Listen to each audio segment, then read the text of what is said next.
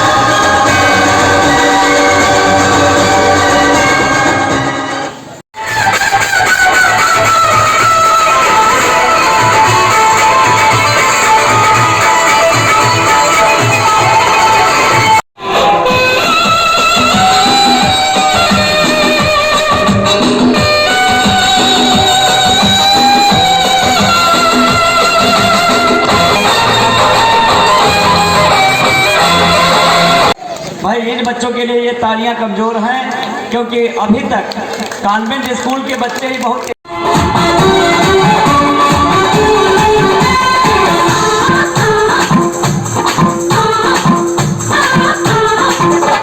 और 50 मुद्राएं भाई आशीष पांडे जी के इस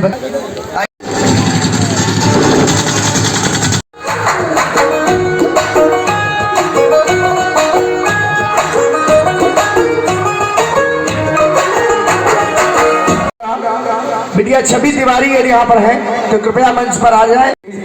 कार्यक्रम की रूपरेखा को आगे बढ़ाने के लिए मैं आमंत्रित करता हूँ श्री ब्रजेश शुक्ल मेमोरियल पब्लिक स्कूल थानगांव से। हम आपको बता दें कि ये तस्वीरें जो अभी आप हमारे चैनल के माध्यम से देख रहे थे, तस्वीरें हैं विकासखंड रिवसा क्षेत्र के हनुमान मंदिर प्रांगण के नौ माँ दुर्गा महोत्सव समिति में हो रहे 9 दिवसीय कार्यक्रम की। कार्यक्रम का शुभारंभ कार्यक्रम के मुख्य अतिथि थाना प्रभारी थानगांव फूलचंद सरोज जी के द्वारा दीप प्रज्वलित कर माता रानी की स्तुति के साथ किया गया। वहीं इस कार्यक्रम की मुख्य विशेषताओं की बात करें तो कार्यक्रम की मुख्य विशेषताएं जहां नन्हे मुन्ने बच्चों की मनहरण प्रस्तुतियां रही, वहीं संदीप मिश्र जी का कुशल संचालन रहा। साथ ही नौ माँ दुर्गा महोत्सव समिति के अध्यक्ष श्री राजकुमार मिश्र जी के द्वारा प्रतिभाग कर रही समस्त प्रतिभाओं का सम्मान कर उनका उत्साहवर्धन रहा। इस अवसर पर लोगों का विशाल जन समूह भी देखने को मिला। तो आइए बढ़ते हैं कार्यक्रम की तरफ। नन्हे मुन्ने बच्चों की मनहरण प्रस्तुतियों को देखते हैं, उनका आनंद लेते हैं।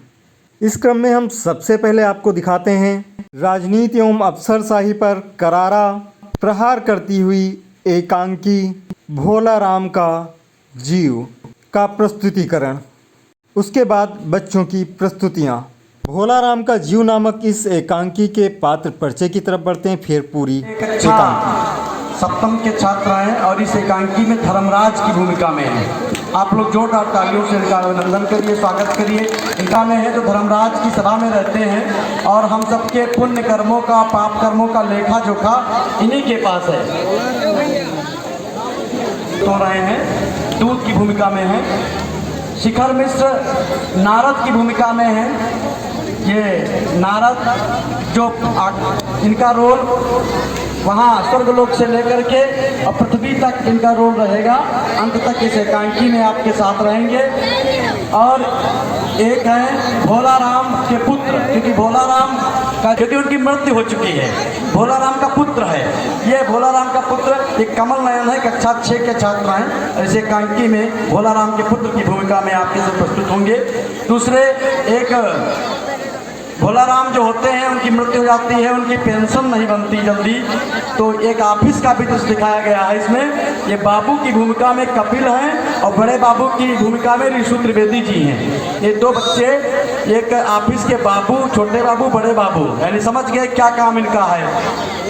बाबू हैं तो निश्चित ही दोनों मिलजुल करके कार्य करते होंगे, तो ये बड़े बाबू छोटे बाबू के रूप में आपके साथ प्रस्तुत होंगे। और एक बहुत छोटा किरदार है चपरासी का, ये इस ऑफिस के चपरासी, और दूसरे एक यमदूत हैं भैया महेंद्र कुमार, ये इस एकांकी में यमदूत की भूमिका में आपके प्रस्तुत हो रहे हैं। आप लोग एक बार जोरदार तालियों से अभिनंदन करिए। हम चश्मा अपना पहुँच रहे हैं और पन्ने पलट रहे हैं, रजिस्टर पर रजिस्टर पटक रहे हैं, अपना चश्मा निकाल कर पहुँच रहे हैं। आखिर मैं झल्लाकर रजिस्टर को इतनी जोर से बंद किया कि मक्खी के पेट में आ गई, और उसे निकालते हुए क्या कहते हैं देखिए। तखत आगे करा दिया जाए, तखत आगे करा दिया जाए। और यमदूत के साथ इस लोक के लिए रवाना भी हुआ था, पर यहाँ से कभी नहीं पहुँचा। कहाँ है महाराज? वह भी लापता है। तभी बदहवास हाँफता हुआ दूत वहाँ आता है।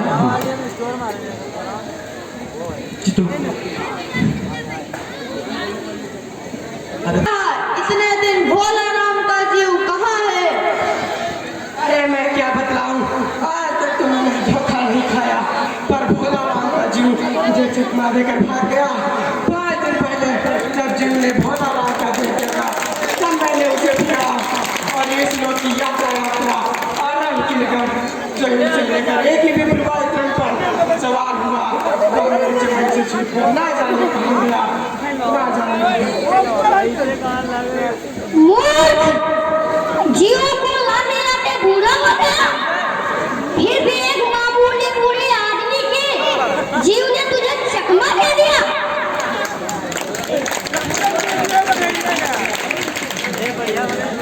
महाराज, मेरी सावधानी में बिल्कुल कसर नहीं थी। मेरे इन भ्रष्ट हाथों से अच्छे अच्छे वकील भी नहीं छूट सके। इस बार तो इंतजार नहीं हो गया। महाराज, आजकल पृथ्वी पर इस प्रकार का व्यापार बहुत चला है। राजनीतिक दलों के नेता विरोधी नेता को उड़ाकर बंद कर देते हैं। कहीं भोला राम के जीव को किसी ने तो नहीं उड़ाकर उसकी खराबी कर दी हो? तुम्हारे भी रिटायर होने की उम्र आ गई। भला भोला राम जैसे नीलाम में से किसी को क्या लेना देना? वह कोई विधायक या सांसद तो था नहीं। इसी समय नारायण नारायण करते हुए सभा में नारद जी प्रवेश करते हैं। नारायण नारायण। क्यों धर्मराज, क्यों चिंतित हो? क्या नरक में निवास स्थान की समस्या अभी हल नहीं हुई? वह समस्या तो कब की हल हो गई। नरक में पिछले सालों से बड़े बुरी कारीगर, कई इमारतों के ठेकेदार और बड़े बड़े इंजीनियर भी आ गए हैं। वह समस्या तो हल हो गई, पर एक विकट समस्या सामने आ गई। भोला राम नाम के एक आदमी की 5 दिन पहले मृत्यु हो गई। उसके जीव को दूध यहाँ ला रहा था कि वह रास्ते में चकमा देकर भाग गया। सारा ब्रह्मांड छान डाला, पर वह कहीं नहीं मिला। अगर ऐसा ही होता रहा तो पाप पुण्य का भेद ही मिल जाएगा। उस पर इनकम टैक्स तो बकाया नहीं था। हो सकता है इनकम टैक्स वालों ने रोक लिया हो। इनकम होते तो टैक्स देता, भुखमरा था बेचारा। मामला बड़ा दिलचस्प है। अच्छा, मुझे उसका नाम पता तो बताओ, मैं पृथ्वी पर जाता हूँ और आपकी सहायता करूँ। नाम था भोला राम, पता है जबलपुर शहर के धमापुर मोहल्ले में नाले के किनारे एक टूटे मकान में वह परिवार सहित रहता था। उसकी एक पत्नी थी, 2 लड़के थे। एक लड़की थी, 65 साल उम्र थी, सरकारी नौकर था और 5 साल पहले रिटायर हो गया था। अब दूसरा दृश्य प्रारंभ होगा। यहाँ स्वर्ग का दृश्य समाप्त होता है। आओ महाराज आओ। बेटा, मुझे भोला राम जी के बारे में कुछ पता करना था। जी मैं क्या बीमारी थी? बीमारी क्या महाराज, गरीबी की बीमारी थी। 5 साल हुए थे रिटायर हुए, पेंशन पर बैठे थे, अभी तक नहीं बन पाए। प्रश्न पत्र देते देते थक गए थे। इन 5 सालों में घर की हालत बहुत बिगड़ गई थी। बेटा बहुत करुण कथा है, मैं आपकी क्या मदद कर सकता हूँ? महाराज आप तो साधु हैं, कुछ करें कि पेंशन मंजूर हो जाए। नारायण नारायण। चलो बेटा मैं आपके साथ दफ्तर चलता हूँ और देखता हूँ कहाँ से काम बनेगा। इसी प्रकार अब इस बाबूजी मुझे भोलाराम जी के बारे में कुछ पूछना था। अच्छा हाँ, भोलाराम की खैर थी पर उस पर कोई वजन नहीं था, इसलिए वह कहीं उड़ गई होगी। वजन कैसा भाई? अरे बाबा जी आप तो बाबा हो, बाबा ही रहो, दुनियादारी में क्यों पड़ते हो? अच्छा ठीक है, जाके बड़े साहब से मिलो। अब नारद दूसरे ऑफिस में पहुंचते हैं और बड़े बाबू से मिलते हैं। कहिए बाबा जी कैसा आना हुआ? भोलाराम की केस के बारे में कुछ पता करना था। आप ठहरे संत बैरागी, आप क्यों पड़े हो इस चक्कर में? आप जानते नहीं क्या थोड़ा दान पुण्य भी करना होता है, यही गलती भोलाराम ने की थी। देखिए बिना वजन की फाइलें नहीं रुकती। अच्छा मैं समझ गया, चलो मैं अपनी बीड़ा रख देता हूँ। बड़ी सुंदर बीड़ा है, मेरी लड़की को बहुत पसंद है। रामलाल जी साहब जरा भोलाराम की फाइल लाओ। किसकी साहब? भोलाराम की। कौन पुकारा? मेरी पेंशन का ऑर्डर आ गया। डाकिया है क्या? लाओ लाओ मेरी पेंशन का ऑर्डर लाओ। क्या तुम भोलाराम के जीव हो? हाँ मैं भोलाराम का जीव हूँ।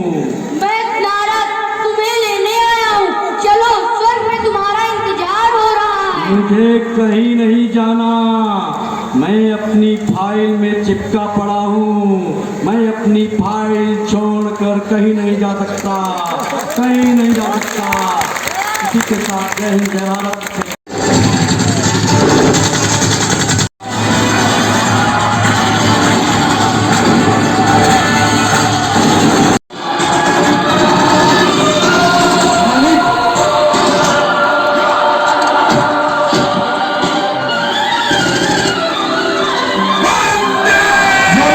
वाली छत पर बैठे हुए हैं। कविता प्रस्तुत करने जा रही हूँ।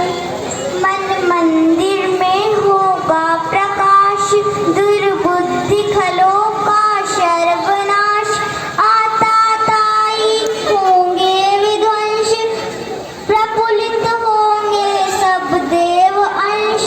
सब शिरा जुड़ेंगी खंड खंड, हम पुनः राष्ट्र होंगे अखंड। सब हर्षित होंगे झूमेंगे, भारत की रज रज झूमेंगे। ना सजन नयन होगी अपना, भारत की जब होगी अपना। वहाँ सुबह कभी तो आएगी, वहाँ सुबह कभी तो आएगी। वहाँ सुबह जल्द ही आएगी, वहाँ सुबह जल्द ही आएगी। धन्यवाद। क्या बात है, जोरदार तालियां इस बच्चे के लिए। और ये कल से हमसे मिल रहे थे, कह रहे थे कि फूफा जी हमें ये गीत करना है, आज पूछ रहे हैं क्या गाना है। एक बार जोरदार तालियां इस बच्चे के लिए। हमारा उद्देश्य ही है कि बच्चों के अंदर वाक्पटुता लाना। तालियां बजा दीजिए आप लोग।